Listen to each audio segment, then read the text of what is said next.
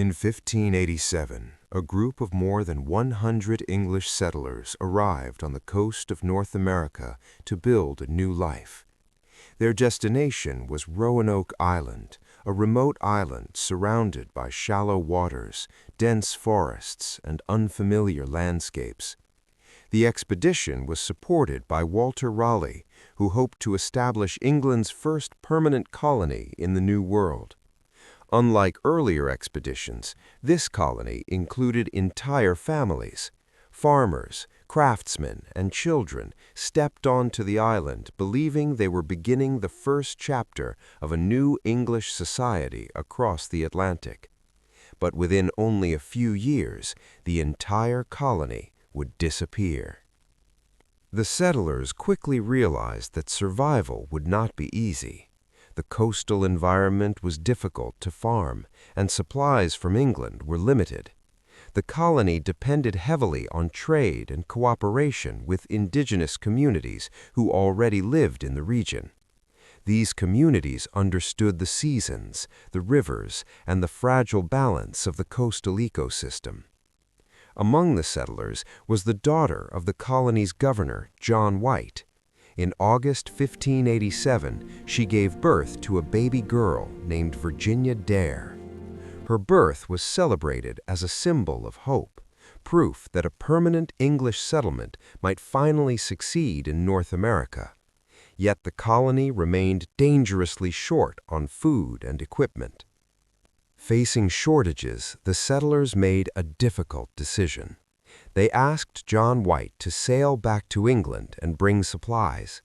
White hesitated. Leaving meant abandoning his family and the fragile settlement he was responsible for protecting. But the colonists insisted. Without supplies, the colony would not survive the coming winter. White sailed back to England in late 1587, promising to return as soon as possible. What happened next would change everything. Shortly after White reached England, the country was preparing for a massive conflict with Spain.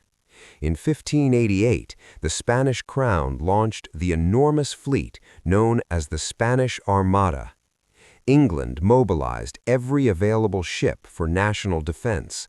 Private vessels were seized, sailors were recruited into military service, and long-distance voyages were postponed indefinitely. For John White, this meant he could not return to Roanoke. Weeks turned into months, months turned into years. In 1590, 3 years after leaving the colony, White finally sailed back across the Atlantic. When his ship reached Roanoke Island, he expected to find a struggling but surviving settlement. Instead, the colony was silent. No fires burned. No people appeared along the shoreline. The buildings were still standing, but the settlement was completely empty. The search party explored the abandoned colony, looking for any sign of what had happened. There were no bodies, no signs of battle, no evidence of sudden destruction. But one detail stood out. Carved into a wooden post was a single word, Croatoan. The word referred to a nearby island inhabited by Native Americans. White believed the colonists had moved there, possibly to find food or safer alliances. But before he could investigate further, storms forced the ships to leave the region. John White never returned to Roanoke again. For more than 4 centuries, historians and archaeologists have tried to solve the mystery.